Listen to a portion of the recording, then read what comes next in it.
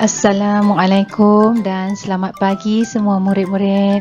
Seperti biasa, bersama dengan cikgu untuk pengajaran dan pembelajaran bagi subjek Bahasa Melayu tahun 4. Untuk hari ini, kita akan belajar tentang satu tajuk iaitu bahaya penyakit rabis, dan kemahiran yang kita akan jalankan pada hari ini ialah kemahiran membaca.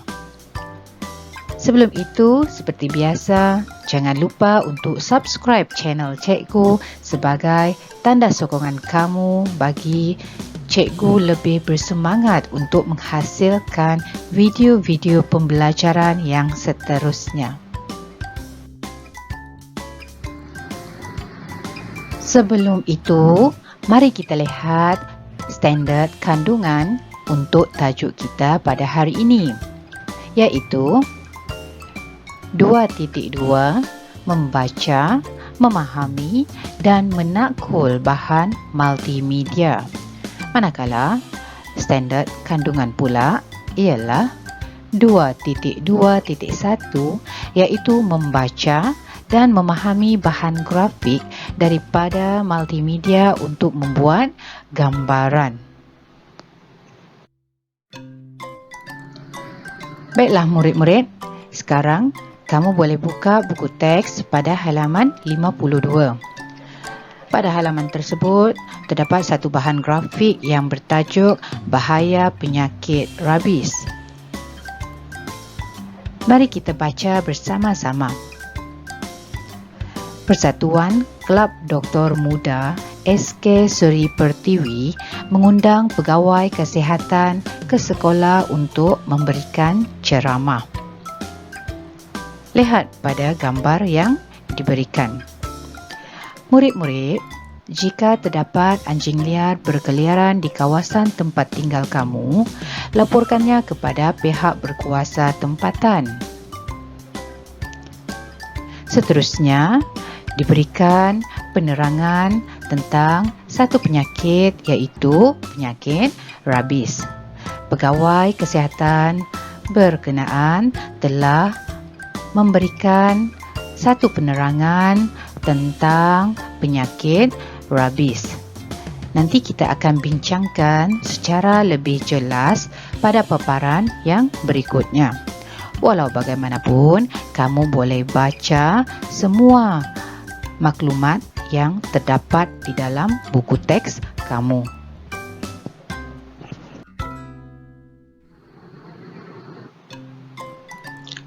Rabis?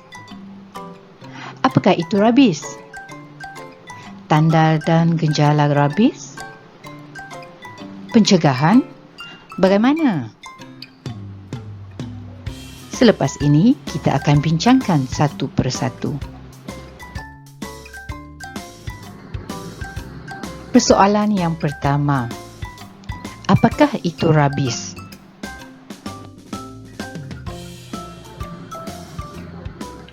Rabis ialah penyakit sistem saraf yang disebabkan oleh jangkitan virus. Kebiasaannya, virus ini kita boleh dapat melalui luka akibat daripada gigitan haiwan ataupun luka terbuka pada kulit dari air liur haiwan. Cuba perhatikan gambar yang diberikan. Menakutkan, kan?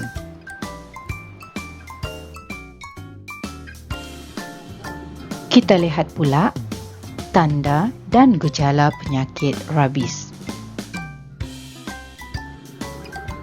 Sekarang, cuba kamu lihat maklumat yang terdapat di dalam buku teks kamu. Rabis merebak melalui gigitan haiwan. Pesakit hanya menunjukkan tanda-tanda selepas 20 hingga 60 hari selepas terkena gigitan haiwan. 40% daripada mangsa kes rabis merupakan kanak-kanak. Sebab tu kita perlu lebih berhati-hati terhadap sebarang gigitan haiwan liar. Di sini, Cikgu berikan beberapa maklumat tambahan tentang tanda-tanda penyakit rabies. Yang pertama ialah demam. Yang kedua, sakit dan lenguh pada tempat gigitan. Yang ketiga, kelesuan otot badan. Dan yang keempat, sakit kepala. Manakala, gejala yang kita boleh lihat apabila mengidap penyakit rabies ini ialah keresahan dan kegelisahan. Yang kedua, perubahan sikap secara tiba-tiba. Yang ketiga, ketakutan terhadap air. Yang keempat, insomnia. Dan yang kelima, lumpuh. Seterusnya, kita lihat pula pencegahan bagi penyakit rabies. Yang pertama, jangan mendekati haiwan liar untuk mengurangkan risiko digigit, terutamanya kanak-kanak. Yang kedua, anjing peliharaan perlu diberi suntikan vaksin anti-rabies.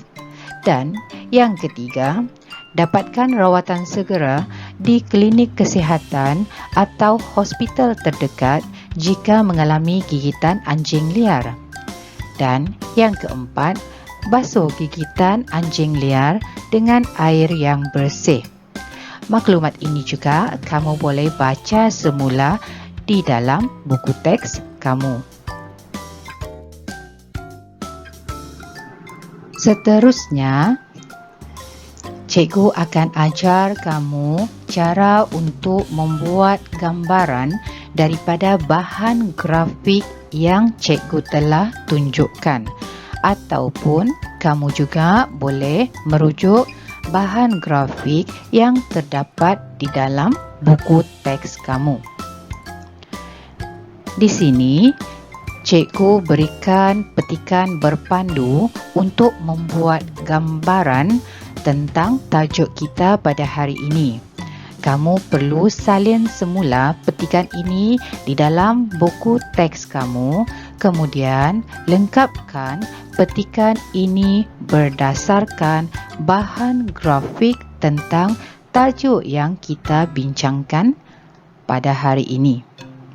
Boleh kan murid-murid?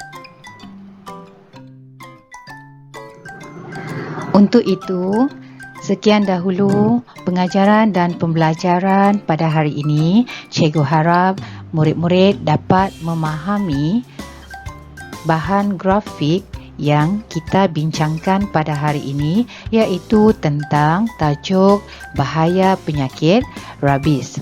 Cikgu juga berharap agar semua murid-murid boleh faham cara untuk membuat gambaran daripada bahan grafik yang diberikan. Semoga berjumpa lagi untuk tajuk-tajuk yang seterusnya. Bye-bye.